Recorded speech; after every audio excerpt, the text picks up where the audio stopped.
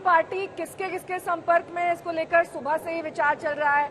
आपकी पार्टी की नियत और नीति पर भी सवाल उठाए जा रहे हैं। किस तरह की आगे मंशा है आपकी पार्टी की, उस पर भी अब as a reward Nitish ji को क्या दिया जाएगा, इस पर भी चर्चा हो रही है, क्योंकि परफॉर्मेंस काफी अच्छा रहा है आपकी पार्टी का बिहार में।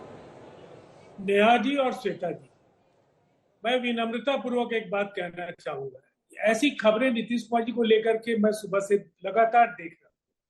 जब से ये आंकड़े कुछ उलझाव पैदा करने वाले दिखने लगे, तो ये इस तरह के खबरों को बार बार हम लोगों ने सुना है। देखिए, एक बात बिल्कुल साफ है, बिहार की जनता इस पर यकीन नहीं करती। ये लगातार ये कोशिश होती रही कि नीतीश कुमार जी को लेकर के कई तरह की भ्रांतियां पैदा की जाए। खुद तेजस्वी यादव ने ऑन रिकॉर्ड कई बातें कही सभाओं में, सरकार की उपलब्धियों को भी उन्होंने हथियाने की कोशिश की, लेकिन जनता ने करारा जवाब दिया और जनादेश दे दिया। अब जहां तक कयासों और अटकलबाजियों का सवाल है, ठीक है, ये भी एक हिस्सा है रिपोर्टिंग का और तमाम चीजें चलती हैं, लेकिन खबरों को दिलचस्प बनाने के लिए आधिकारिक प्रतिक्रियाओं का भी उतना ही महत्व है।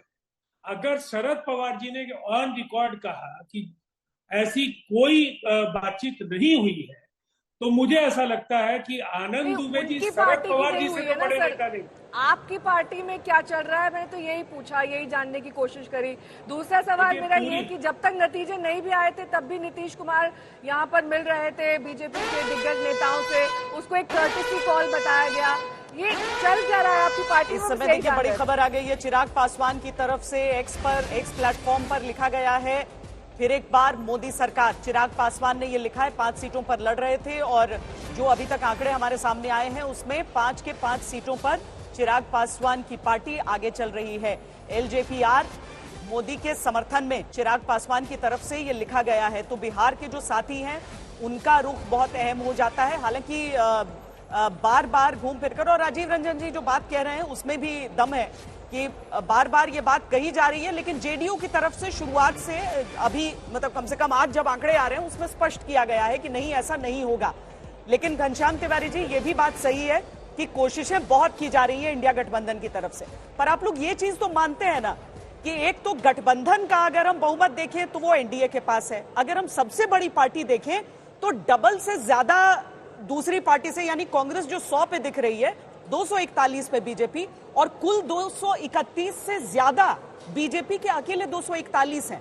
पर कोशिशें आप लोग लगातार करते रहेंगे। आज 3 बातें हैं। पहला तो भारतीय जनता पार्टी वाले लोग पूछ रहे हैं किस बात की खुशी है। इस बात की खुशी की लहर पूरे देश में है कि मोदी और शाह जी की जो दर्दनाक खूंखार तानाशाही का जो सपना था वो चकनाचूर हो गया। इसकी खुशी भारतीय जनता पार्टी के कार्यकर्ताओं में भी है, ये उनके सहयोगी दलों में भी है और पूरे देश में है, पहली बात।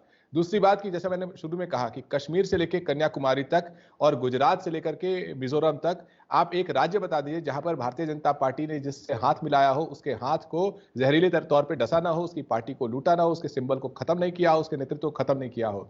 तो कौन आत्महत्या करने के लिए भारतीय जनता पार्टी के साथ जाना चाहेगा? आज किसी की फोन पर बातचीत होती है या नहीं, लेकिन यह स्पष्ट है कि वो सपना खूंखार है। भारतीय जनता पार्टी शुरू से यह सपना देखती रही है कि क्षेत्रीय दलों को समाप्त करके एक छत्र राज चलाएंगे।